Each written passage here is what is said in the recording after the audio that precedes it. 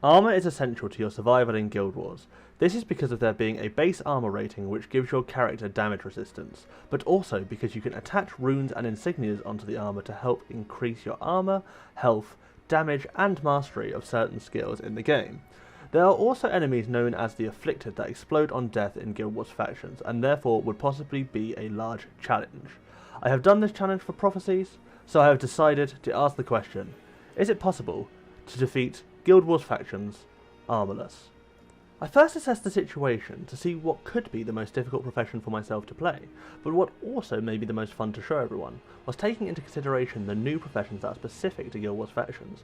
I did not want to play the Warrior again, as I would like to bring variety to the challenge.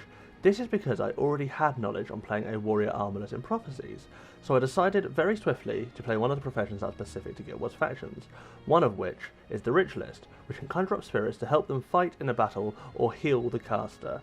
They can also use lightning attacks, as well as restoration magics for healing. This, in my eyes, could have been an easier route, yet take more time through mana regeneration, or I could use the Assassin, which as you can see, I picked. This is because they are a close quarter combat profession, which would be more fun for myself diving in and seeing if I can still do damage, yet they also have enchantments that can buff their attack damage or shield them from enemy attacks, whilst also healing themselves. And to truly ask the question, is armour useful for a profession such as an assassin? Which of course, nobody asked for, except for me. Firstly, on No Armour Axel's assassin adventure, I decided to test out my skills by going to my first trainer Jinzo, who set up a trap of many undead minions against me, completely ignoring his ability of negating trap card effects through using the spell card amplifier. However, me and my party made swift works of these minions. There were nothing they could do against my mighty Wang of Doom. With those minions bested, I killed a large chicken known as a Tengu. It was swiftly destroyed. At this point, I was thinking, this is definitely foreshadowing of what will happen to me later. After completing every audience with Master Togo through doing every single secondary profession quest, I decided to pick Warrior as my secondary profession, as I am sure that I would not use that secondary profession and straight up making it a useless secondary profession for myself. I decided to enter an arena at Monastery Overlook to get a few skills. I knew I could not complete them all, as I wouldn't have the damage to defeat all the enemies. In the Advanced Defense Techniques quest in the arena, I had to wait for the timer to elapse, with Wengar and my old enemy Jinzo just attacking me when I normally would give them a good rough up. But it was useless in most cases, and took quite a bit of time. Therefore, it shows the amount of damage I could truly pull off when I was alone without any henchmen. As you can see, I'm just running around the arena, wildly waiting for all the timer to go out. And it was actually a very painful thing, not being able to defeat people. Luckily, there was a move which saved me multiple times throughout this playthrough, and you'll see it. It's known as the Shroud of Distress. For those of you who do not know what Shroud of Distress does, it is a shadow arts enchantment that an assassin could use where for a period of time, if the assassin is below 50% health, then the assassin would get health regeneration based on their shadow arts skill and 75% chance to block incoming attacks. This effect is negated over 50% health, however most of the time I am expected to be below that threshold. After the training, I decided to escort Master Togo and the man known as Jaido Tan towards the Minister Cho's estate, even though they clearly had superior skills and attacked every low-level mantis on the way, which got very annoying. Once I had reached the Minister Cho's estate, there was a lot of rioting going on, and people were tearing down the establishment, specifically this one guy who can kill someone with a stick. At this point, my armourless run looked bleak. If a guard could be killed with a stick, a tap could have killed me. However, we killed the stick man with relative ease, and I was surprised with that. Once I got to Minister Cho, he mutated and became an afflicted Minister Cho, which we disassembled quickly. He was not too much of a threat at the end, but this is where we start to get into the true core of Guild Wars factions, and where I know I will start dying loads. As you see, when Minister Cho dies, he explodes, and I just want you to imagine a load of Minister Chos exploding around me and killing me instantly. At this point of the game, I thought I would die trying to find this guy's treasure. However, I got out of it relatively unscathed and managed to find the treasure. However, he was cryptic about it, and it was his wife, which I would consider treasure. You know, there's a bit of sensitive Achaerion there, showing his true side. Okay, over with that now. Luckily, he gave us some treasure in the form of attribute points, as it is one of the attribute point quest lines. On to further adventures we go. I helped out the Mega Chickens with their affliction problem through attacking an afflicted assassin on the beach. We all know that you should never ruin a beautiful beach view. Unfortunately, my death toll started to climb during this part of the game. I got killed by the Mega Chickens, and they used the infamous swarm technique to destroy a poor armourless assassin. This was a tragic time in my playthrough, as I knew if they could kill me, then a large group of afflicted would do even worse, and that would be a terrible problem for me. Luckily, I could always rely on myself to make the stupidest play possible when it is absolutely necessary, and instead of accepting the quest from the Tengu and letting it have the kill, I decided to run in solo and get killed by the Yetis as they swarmed me. I know what you're thinking. That play was incredibly clever. Not just because I didn't accept the quest until it was already dead, but I did not complete it and it failed. So I would say that was all part of my master plan, but we all have different opinions on this. So whilst making my way towards the small monastery that I had to remove some of the sickened people with their afflicted friends, I ran into some Tengu, and I think we all know what happened when I ran into them. Now, I think we will start to see a recurring theme, as I get slaughtered many times. I will not show all the deaths after this, only the ones that have triggered me heavily, or have given me some sort of emotional trauma whilst re-witnessing them. So as you can see, I died multiple times here, and it managed to give me a very large death penalty when going towards the monastery. However, we shall carry on. It actually wasn't too bad in the monastery, except from the afflicted blowing up on me during the final part of the battle, and getting me to 60% death penalty, and therefore a full death penalty rating. Luckily, I never knew this before, / couldn't remember this, but the quest removed 27% of the death penalty, and I was eternally grateful that I could get to the next area on 33% death penalty. Just below the Linkai township in Hydra Lagoon, I got promptly destroyed after encountering an elite assassin and waiting for the henchmen to be the cleanup crew and take out the afflicted. It turns out a new element of melee also becomes heavily problematic, as assassins do heavy single target damage and they can one-shot me with relative ease. I decided to do a few side quests before completing Zendai June as a mission. I had killed a couple of bosses and had a nice morale boost. This completely made me lose sense in how to play without armour, and I thought it would be good to run into a group of Crimson Skull enemies, the bandits of factions. Overconfidence in any challenge will always make a fool out of the best of people. However, I would like to say I learned something from this exchange, but I clearly did not. This is because I went back for seconds after trying to remove my death penalty, and I managed to get destroyed once more by the Crimson Skull. However, it was okay, as I could use my henchmen as the most valuable AIs, or MVIs for short.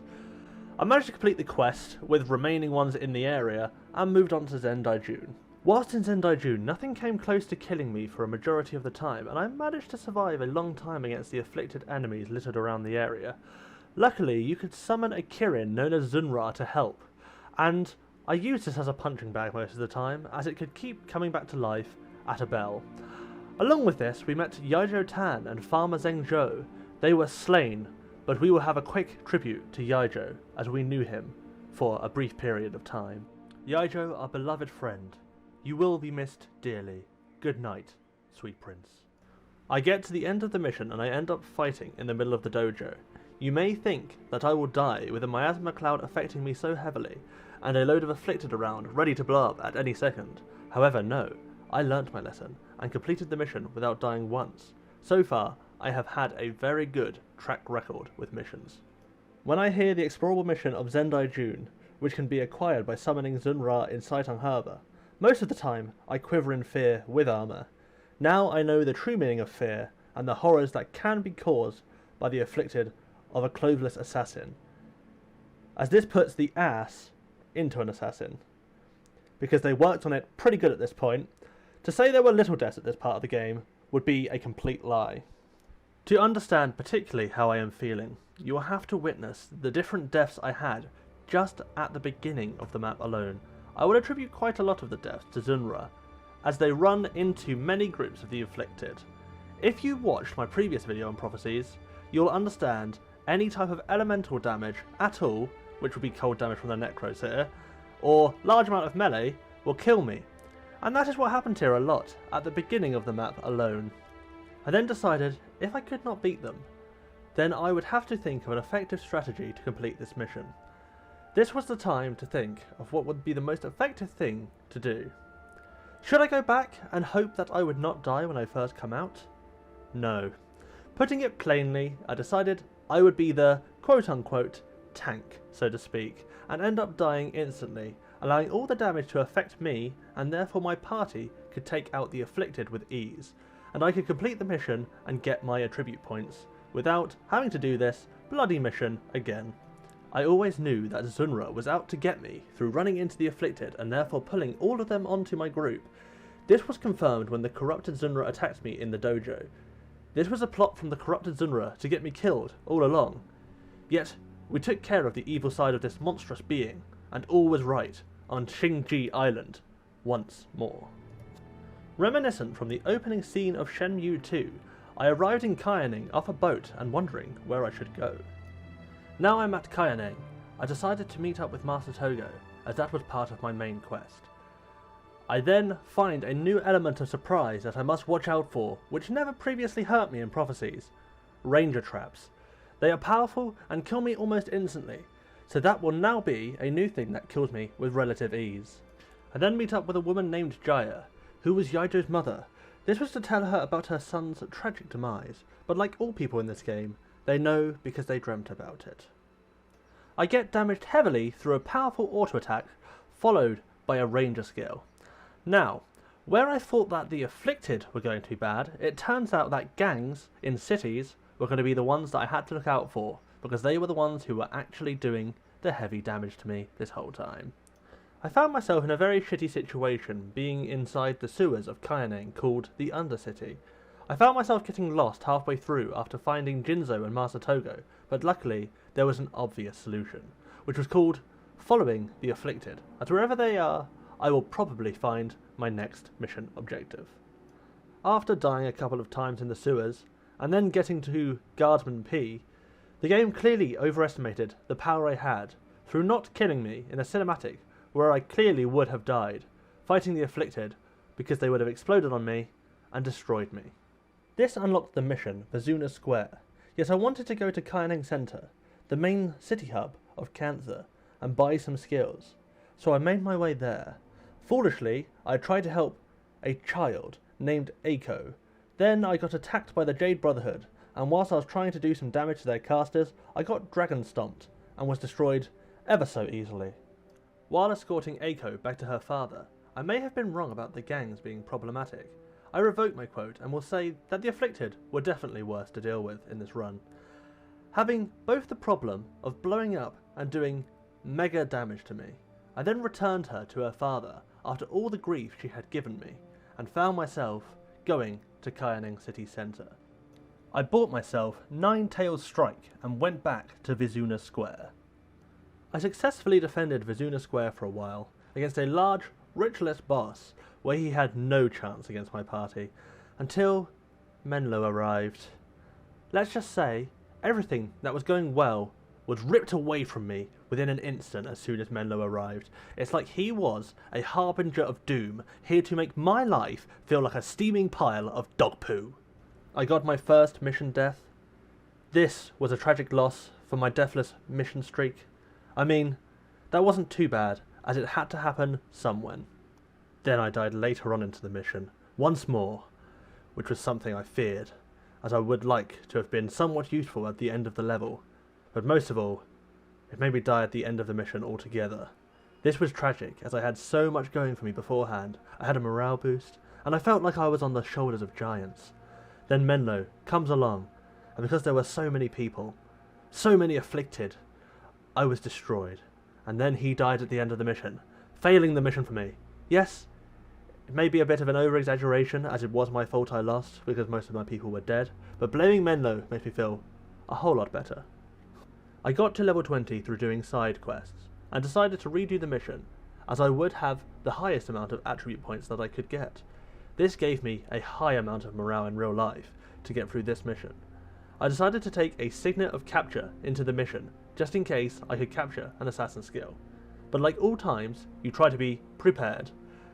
The elite afflicted assassin did not appear during this run of the mission. This was clearly going to happen, as when you try to prepare, it never works. With a morale boost on my character and my team, I decided to take on the last part of the mission. Time to take on the Shirokan with a large group of afflicted. This time I defeated them. It was easy this time, as there was no death penalty. Then Shiro straight up kills everyone straight away. But luckily, we were revived by these different people, known as envoys, that were criminals in life that are forced to escort souls to the mists. This is done as a penance for them. Shiro is also an envoy here. They revived us to chase down Shiro and kill him. Weird plan considering he wiped us in an instant. They tell us to become We no Su, which gives the player and their party the ability to see spirits. This is the equivalent to being ascended in Guild Wars Prophecies. After completing this mission, in the Dragon's Throat challenge mission, I decided to get myself an elite ability for assassins called Shadow Form. Shadow Form allows me to be untargetable by enemy attacks for a period of time. However, I could not deal much damage because of the negative side effect of Shadow Form. This is a perfect addition to my skill set, as it can be used very conditionally with my low damage. However, it does not protect me from melee that would crush me within an instant. Another drawback of Shadow Form is that when the afflicted die, they explode and it cannot stop the effects of that. Whilst travelling to Napui Quarter to become Ueno Su, I died a couple of times, as they cannot let a man just have a lovely stroll out in their underwear. The Oracle of the Mists, Soon, explained that there were celestial bosses that had to be defeated. I had a cynical outlook on this mission because of the 4 celestial bosses that had to be killed to become Ueno Su. If you kill one of these celestial bosses, then mini versions of the boss are spawned around the map at specific points on the map, and therefore it can make large groups of enemies that can kill me as a swarm, and swarms normally kill me with relative ease. The one that scared me the most, however, was the celestial dragon Tamu, who was an elementalist, which goes without saying is a very scary task to defeat without armour, as I was expecting to get one shot. The first celestial, Achaerion known as Kaijun Don, who only had to breathe on me to make sure that I died, and I realised at this point that I am the definition of brittle, and this was going to be a very, very long mission. Then I realised that the Celestials weren't the only thing that I would have to worry about. The Tengu were also something I'd have to worry about as well, as they had powerful spells, specifically one called Ancestor's Rage, that would do pretty much all of my health within 1 second.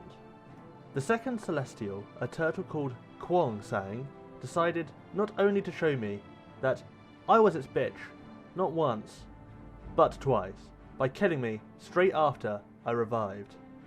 This is where I felt like I was defeated in this challenge.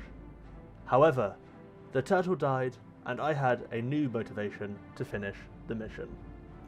Obviously, I had to die a couple of times between here and the next boss, because obviously I needed to give the next boss an advantage, or else it would be just too unfair to continue this mission.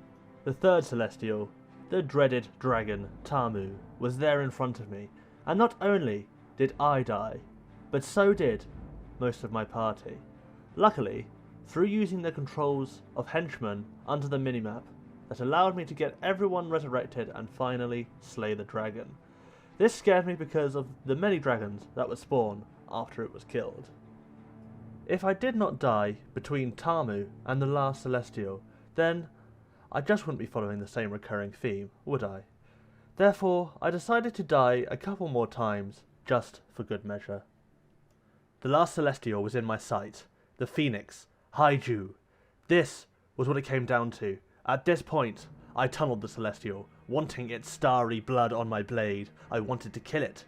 As if you kill the final boss, then you complete the mission. Was I going to do it? Oh yes, I bloody was. And I managed to complete the mission in one try whilst dying a hell of a lot. Which is quite an accomplishment. A theme was starting to appear. The more I get later into the campaign, the more I dread new missions. Between my long and arduous journey to Tanakai Temple, I died an awful lot. Many times before I even managed to get anywhere near Tanakai Temple. The Jade Brotherhood like to use an awful lot of magic, and where magic is involved, I shall die in seconds. Once I finally got to Tanakai Temple, I was relieved. However, I wasn't when Menlo decided to pull, "Oh, your princess is in another castle" bloody routine, and I had to run off to help Master Togo and Nika kill some afflicted that were assaulting them.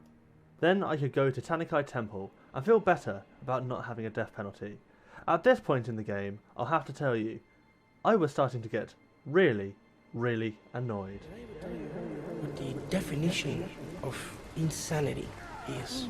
Insanity is doing the exact same fucking thing over and over again, expecting shit to change. That is crazy. Tanakai Temple is one of the missions which I had to do a lot, and this is because it is full of afflicted, and being close range, this was not a massive amount of help, as an assassin wants to run in and attack. Along with this, there are enemies called Temple Guardians, which also shred your health when you are wearing armour, as they are fire elementalists, and use a move called Breath of Fire, which leaves a ring on the ground, which if you do not move out of, you tend to die very quickly. Controlling both yourself and henchmen at this point proves a difficult task when having to fight during this mission. There are also 8 bound heroes, in which we will have to free when we get to them. The first boss, Bound Kita, was a Mesmer, and was an easy foe to take down at the beginning of the level, and allow me to get a nice morale boost, and I try to make the most of the morale boost, as when I go to the next boss, there are Temple Guardians, and I do not want to die instantly to the elemental damage and the Necromancer's cold damage. If I do die though, I can at least have a morale boost on my henchmen and try to allow them to do all the damage when I am focused. When facing Bound Naku, the Necromancer, I do not go straight into the middle, as I would pull all the minions into the middle of the room, and everyone would collapse in on my henchmen and myself. Therefore, I would always try to take the right side first, as they are normally closer and would be the easy target. After I take those out, I quickly go towards the middle and try and deal with the Temple Guardians before finally slaying Naku. Bound Tainai is an elementalist bound boss that I must fight, and most of the time I would be successful against this boss. However, there were a couple of times that I would die to them, as there were many casters around that were there to kill me instantly and would punish me, making it a tough fight. Yet I would normally get to slay Tainai quite easily, even if I would die in the process. Bound Karai was the monk boss, which was probably the easiest boss to fight out of all of the other bosses in the mission.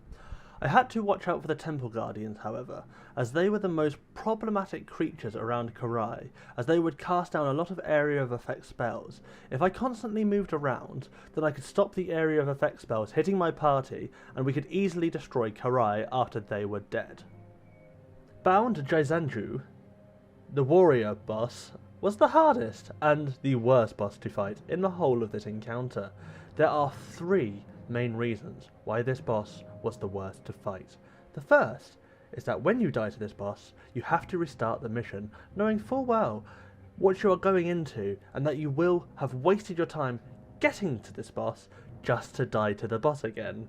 The second is the density of the afflicted that are there in a group, which are all casters, and they're just casting at your entire team through either using Ray of Judgment, which is a massive AoE beam which just hits down, or some other fire spell as an elementalist, which doesn't only destroy me with 0 armor rating, but also completely rips apart my henchmen and kills them with a massive burst of damage. But lastly, because you already have a death penalty most of the time when you get to this point, and the boss will just one-shot me with a warrior attack and I will die instantly. However, other than those 3 drawbacks, when you do kill the boss, it is bloody satisfying, to the point where I actually just wanted to cry with joy that I killed this shitty boss. After beating Jaizanju, there is a bound ranger boss called Zojin, and he is not a difficult boss to beat whatsoever. It is the tight gap with the Temple Guardian's aggro range right next to that tight spot that makes it difficult. So he is an easy boss, yet the Temple Guardians have the possibility to destroy you because the henchmen are clumped into that tight area and everyone dies from that AoE damage. This inherits the annoyance that you would get from dying to the bound warrior boss. Pushing up first is the best way to take on this boss, as you are then able to stop all of the area of effect damage that would be placed on your henchman. Luckily, you can use the henchman Sue, who is a grave henchman, who would summon minions, and the Temple Guardians have a chance to target the minions instead. Then, this leaves you to swiftly take out Zojin after the Temple Guardians are dead. I am not going to lie, but I got lucky with bound Kaolai. Kaolai is the richless boss, and similarly to the two before it, there are many afflicted casters around Kaolai, and luckily, because I didn't pull Kaolai into the group of my henchmen, they can make easy work of them after I offered myself up as tribute to the afflicted threat.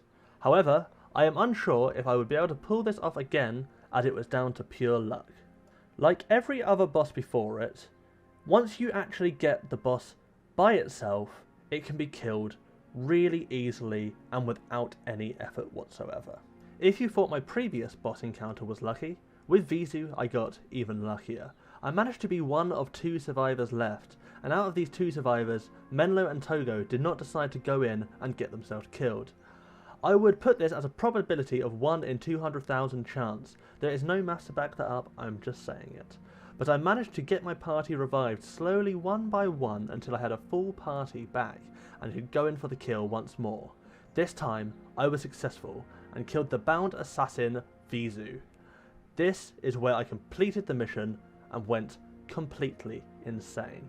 Some say I, Achaerion, was not heard from since that day, but that is all rumour. I just wasn't uploading. After completing Tanakai Temple, I never wanted to see an afflicted again. Oh wait, look, there's another afflicted over there, and it's a boss. Oh look, it's time for it to kill me. After taking out those afflicted, I find more Amphar in Pongmei Valley and managed to pick up an assassin skill on my way to Matu Keep. I never thought I would say this, but I am so happy to be seeing the Amphar once again. I meet up with Danica Zuhelzer, and she tells me to go to the Kurzik land so we can claim the Urn of Saint Victor, one of the old people who helped kill Shiratagachi back in the past. This is the first faction-specific mission I have to do, which is called Arborstone for the Kurzik faction, which in all honesty was one of the biggest ball aches I have ever had to deal with. First, I died a lot because there are large groups of wardens, which tend to kill me within an instant. Here are a few examples of how I died over and over again to the wardens. As you can see, there is little room for error here, because they literally one-shot me. I actually cannot do anything to stop them from killing me. The second part of Arborstone is filled with stone guardians which are spawned, and they generally tend to be elementalists. They keep lobbing rocks at me and tend to kill me instantly. This automatically becomes one of the most annoying missions to do. Oh, and to put a cherry on top, rocks keep falling from the ceiling, which becomes a massive pain in my ass. Yet, it still does not give the same emotional torture that I had to witness going through Tanakai Temple. Even though this was a huge pain to do, once you do get to the end, you have the problem of having to deal with a large warrior boss that will one-shot someone without armour, and the rock throwers and necromancers that are right next to the boss. So taking them all out at once tends to get me killed quickly. Danica is an ally that you have in this mission, and if she dies, then the mission fails. So I make sure that I do not take the Urn of Saint Victor into battle, as if I take that item in, then she will start casting Blood of Zuhelzer and get to the next zone. This leaves her vulnerable to get killed, and because I left the urn at the beginning of the mission, when I finally did manage to kill the Stone Guardian, I had to walk all the way back to the entrance of Arborstone that ends blocked up and run all the way back to the end of the mission to the door. After doing this mission, I started to realise that Factions is one of the most painful story modes to get through without armour, and makes me slightly hate this campaign. Then I was at the first Luxon mission, Boreas Seabed, after being escorted there from outside of Matu Keep. This mission was heavily more enjoyable. Even though I died many times at the beginning and managed to accumulate a high death penalty, it did not matter so much, because if I drop the Spear of Armourless, which is won through defeating the Luxons at the beginning, I can do damage when I am downed. I died a lot at the beginning of the mission, as the Luxon had large elemental force. However, through beating the last group, I managed to win the Spear of Armourless in the tournament, and actually be able to use it for good. With the Spear of Armourless in my hand, I had to take down a century-year-old kraken called Zu Hanuku that rises every year after being killed and is part of the convocation ceremony. This time, we are doing the ceremony and destroying this kraken. I died more, but once again, I did not care about dying, as it felt a whole lot easier. However, I did not feel annoyed at any point during this mission. This is probably because I did not have to start it again, unlike every other mission so far. This then allows me to access the next mission called Sunjiang District, where I have to stop Shiro accessing his Shuriken army through the portals. In this mission, you have the choice between picking the Spear of Armourless or the Urn of Saint Victor. The Spear was the more logical choice for me, as with little damage and a chance of dying, when I drop the Spear, it will do damage to all, and causes knockdown when fully charged. This made quick work of the Spirit of Portals, and allowed me to take them out quickly and efficiently, even if I died a few times. The bosses at the end were made quick work of, and it was nice to actually have another mission which I could complete quickly and provide me with a nice buffer zone to make me carry on with this challenge. After beating the Shuriken bosses, the envoys told us to unite the Kurziks and Luxons. This had to be done through gathering 10,000 of each faction's reputation points to get to the next missions. It was incredibly dull to do so, however, a very nice lore decision. Yet, it still made me really bored sitting there accumulating faction for some time, so let's just move on to the missions. Firstly, I decided to do the Kurzik mission, which was called the Eternal Grove. This is because I thought it would be more painful of the two missions, and yes, it is a painful mission. I have to protect 3 trees at the same time, known as the Forever Trees, where the Kurzik singers perform a ritual to create Kurzik juggernauts. Whilst protecting these trees, the Luxons start bombarding them with turtles, with huge guns mounted on their back, and normal Luxon strike forces trying to attack the guards at the trees. Sounds simple enough. No, this is wrong. These turtles have a range for days, and will keep bombarding the Kurzik singers unless you kill them. There is a catch though. If you are doing it solo, you will have to take all of these out while being assaulted from different directions. Oh, you thought you were finished after you kill the Luxons? No. The Afflicted now have turned up and wanted to piss on your bonfire. As you can see, while stopping the turtles from attacking one side of the trees, another tree is slowly getting chipped away at and is finally being destroyed. This happens many times whilst trying to do this mission, and it becomes an absolute pain in the ass.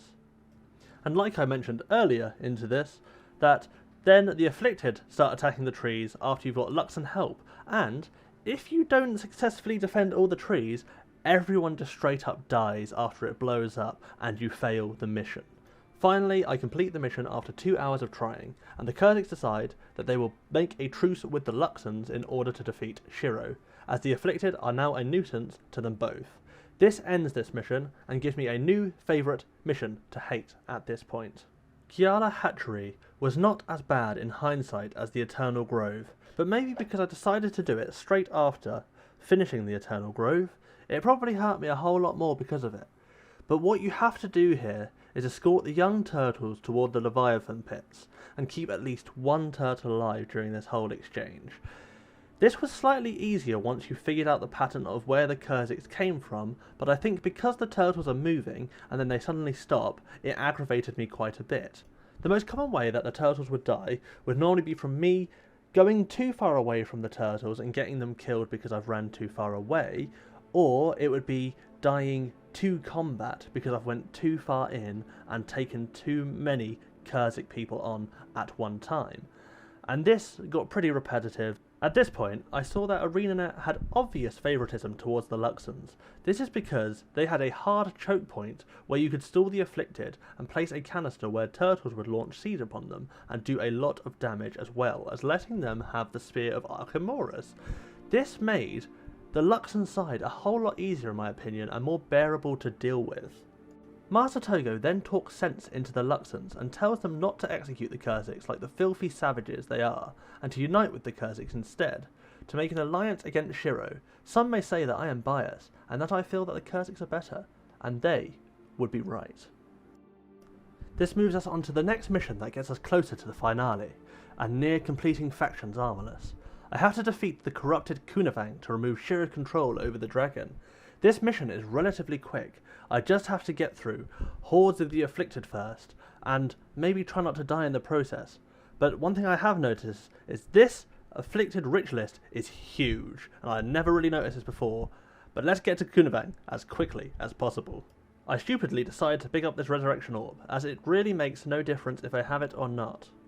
After getting Kunavang down to a low enough health, she will teleport us up to the top of the Harvest Temple and fight us there in an enraged state. This proved a simple task, and the enraged Kunavang was taken down, completing the mission and giving us a cutscene telling the player and his adversaries that Shiro is planning on killing the Emperor like he did at the Harvest Temple 200 years ago. The former Emperor, that is. Now we are at Raisu Palace, one mission before the final mission. I have to save the Emperor Kisu from getting slain by Shiro Tagachi. I found out that I could also use the key P to bring up the party search tool without realising this whole time I have played the game. Inside the mission you can choose 2 different allies that can be used throughout the mission, and they will do a special ability to help you get closer to the palace and will change dependent on what hero is around. I decided to pick both Argo and Danica as I didn't want to discriminate against any of the factions. As you can see, Argo has used his special ability to break down this wall and help you make a bridge. Along with this, Kunavang allowed me to have a cool ass power where I can summon celestial minions to fight for me and help me throughout this mission. You cannot tell me when you see the sight of these many celestial minions straight up attacking a dragon like this that you are not happy with how life has turned out and how easily they can just wreck that shit. Even though I died, I was still so happy that I didn't have to do most of the work in this mission. With help from the celestial minions once more, I got past this area. I mean, I kept dying, but the minions were doing all the work for me. I didn't even need to be a damage dealer. If I could use these minions throughout every Armourless playthrough I did, I would love to, because then they would just do all the work for me. It's like, yes, you can beat Guild Wars Armourless. It is possible. It is definitely possible. However, that is not the case. This is an absolutely magnificent sight to behold. Just watching all of these celestial minions, which are reskinned flesh golems, just attacking all these bosses and killing them with ease. It's so nice after all of the pain that the afflicted have put me through to finally do something to hurt them back. Here, Danica Zuheltzer runs through the gate in a very kamikaze style, leaving us behind in a very selfish manner, may I add, and takes out a portal. This allows us to not get an extra spawner, I assume, to annoy me any further, or it might actually just help with the timer a little bit. Then the door briefly shuts behind Danica. And then we play that well-known quiz show game called Is That a Button Under Your Vase, or Is It Just Poison? Because if you actually press the wrong button under the vase, then you get poisoned. If not, then you actually open the gate and you can continue further into the mission. It turns out, even though Master Togo tells you to press a button to open the door, you still have to kill a boss to open the gate. Through finally getting through the gate at the end of the palace, I used the celestial minions to make the shuriken into mincemeat. The bosses stood no chance against them, chopping them up into little pieces and allowing me to complete Raisu Palace. Master Togo finally completes one last act of selflessness, and instead of letting his brother die to resurrect Shiro, he, as the half-brother of the Emperor, dies instead. But as he is still part of the bloodline, Shiro is resurrected once again anyway. Shiro Tagachi was the final boss, and I was here to finally defeat him and complete the challenge and prove that Guild Wars Factions is possible to beat Armourless. Let's have a quick rundown of Shiro Tagachi's abilities that he can use during a fight. First is Battle Scars, which is a stance that Shiro has where his attacks gain lifesteal dependent on the highest damage that he has taken during the stance. Another skill, called Echoing Banishment, is used to banish one of the player's party and binds the spirit to Shiro, which is in the form of a shuriken and the corresponding profession. If a warrior is bound, then you will get a shuriken warrior with a shuriken-specific skill set. If you kill a bound spirit, then the celestial skill that you get from Kunavang at the start of the level will be refreshed. Shiro can also not bind a player if they are the only player in the party. When Shiro activates Impossible Odds, he removes all hexes from himself instantly, and for the next 10 seconds after activating Impossible Odds, all of Shiro's attacks will attack twice, and will hit all nearby foes. All conditions that Shiro is currently suffering will be transferred to the player that he hit. Shiro also has an ability called Meditation of the Reaper, which is an ability that needs to be stopped as quickly as possible. This is because for 30 seconds, Shiro meditates and absorbs 500 points of damage. When the skill ends, Shiro steals 20 health from all foes for each second the skill was active. Therefore, it is vital that this skill is removed as quickly as possible to not trigger it and wipe the team, whilst also giving Shiro all of his health back. It is noted that he uses this ability when he is around 75% health or lower. And finally, Shiro has a stance ability called Riposting Shadows, where Shiro shadow steps to the next foe that attacks him and attempts a return attack. If the attack hits, then Riposting Shadows is renewed. It is noted that Shiro's AI prefers the stance Battle Scars and will stance cancel Riposting Shadows with the Battle Scars skill. I would find the first few times that I died to Shiro was him using impossible odds to wipe out most of the damage in the party, including the celestial minions, and then he would banish someone at the perfect time and meditate so there was no damage to focus him so he could group wipe the party, or at least do a lot of damage to the party and regain most of his health. One of the biggest troubles I had with this boss fight was when Shiro would banish one of my teammates, and when he banished a rich list in particular, as he would get a healer which would also be able to self-resurrect through using the Spirit of Restoration through the ability called Restoration, that I would have to take out so that the bound rich list did not come back to life. With my limited amount of damage, and the rich list henchman, Achaerion, being banished all the time in one of my playthroughs, I could not risk taking him into the mission once more, and I changed him from the party. The more I played, the more lessons I had learned.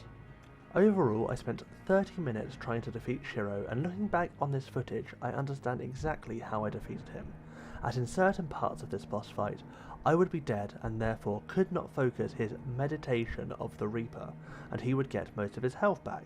So by being alive and able to focus on him, more damage was done. I also realised focusing bound henchmen to get them back in the fight was not always the best idea when they have been captured. This is because I focused Shiro instead, and he recovered less health, but also would do less damage to people, meaning that in the end it was easier to kill him and keep him on lower health. In this final cutscene, you can also see that the people put him in his own contained bubble so that he did not cause the Jade Wind once more and solidify all the people in Kayaneng, and everything was safe in the world once more. However, after defeating Shiro, there was one massive problem that I had forgot. I had forgotten to get the daggers that you would get normally from completing the game. I walked straight past every single person here without even realising it, and that meant one more thing. I had to defeat Shiro a second time, which I did do for a second time. However, I came to realise that there was no real skill in defeating Shiro most of the time, other than picking your henchmen or heroes wisely, so that the wrong person did not get banished, and it is all dependent on who gets banished as well, as the ordering of his skills may come in randomly. For example, if he banishes a Mesmer, they may prove a whole lot more useful than a bound warrior. There are a few things that I could have changed, however, which could have done something to change the outcome and complete it faster, such as equipping Wild Blow or Wild Strike, which removes stances.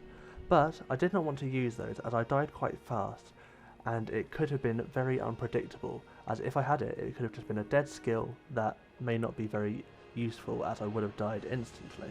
Now that I have finally got my endgame daggers, it is time to show them off to you, as they aren't just any normal daggers. These are the daggers of a man who has conquered factions not only normally, but naked. And these will now be renamed to the Swinging Daggers of Doom. I got the ceremonial daggers instead of Shiro's Blaze because they had mana regen on hit, and therefore would be more useful, in my opinion, as the lifesteal daggers also came with the drawback of having -1 health regeneration, and if I did decide to do a hard mode factions Armourless, I do not want to risk the health loss, as I may die even quicker. As I dance naked in front of the Emperor, I will tell you that it is, in fact, possible to beat Guild Wars factions without any armour. If you enjoy these type of videos, please leave a like. If you disliked it, just dislike it. And subscribe if you want to see more content. Thank you for watching, and goodbye.